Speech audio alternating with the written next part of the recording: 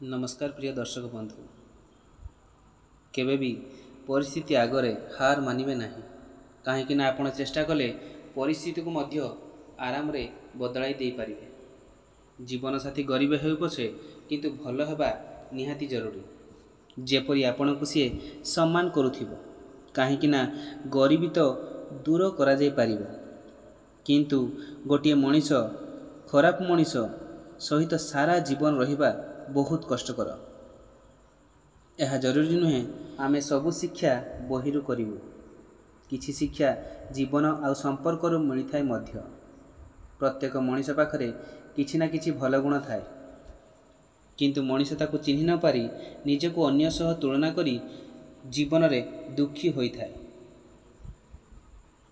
विचार रे जदि सुंदरता थाए तेबे सबु किछि भल देखा जाय थाए।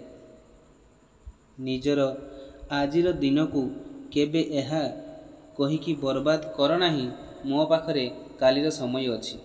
जीवन रे केबे भी कौनसी भल मनीष सहित केबे भी एते खराब व्यवहार कर नाही जेमिति से भल मनीष को देइथिबा कष्ट पाई तुमको सारा जीवन अनुताप करने को पड़िबो।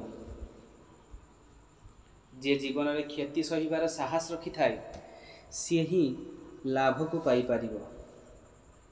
ताहा बेपार हेउ किंबा संपर्क, दुनिया रे हजारे संपर्क थाओ किंतु गोटिए संपर्क एमिति गढ़ जेतेबेले से हजारे संपर्क आपणक विरुद्ध रे थिबे सेतेबेले सेही गोटिए संपर्क आपणक साथी रे छिड़ा होइथिबो।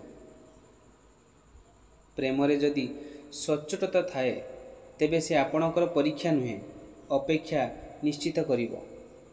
केते अजब ए दुनियार लोक कथा को धरी बसुछंती किंतु लोकों को छाड़ी देउछंती।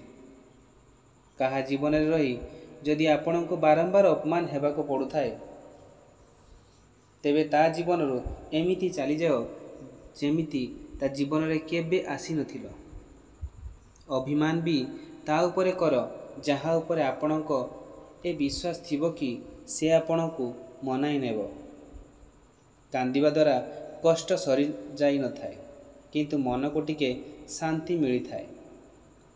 संपर्क को बांधी रखिया पाई साथीटिए दरकार, सुंदर नुहे संपर्क को बुझी पारुथिबा दरकार। एई छोट छोट कथा आपणक जीवन रे उपयोगी बोली भाबुचंती तेबे चैनल को निश्चित भाव में सब्सक्राइब करी पाखरे आसुथिबा नोटिफिकेशन बेल को ऑल करंतु जहा फल एही भली सुंदर सुंदर नीतिबाणी आपणक पाखरे सदा सर्वदा पहुँची पारिबो। जय जगन्नाथ।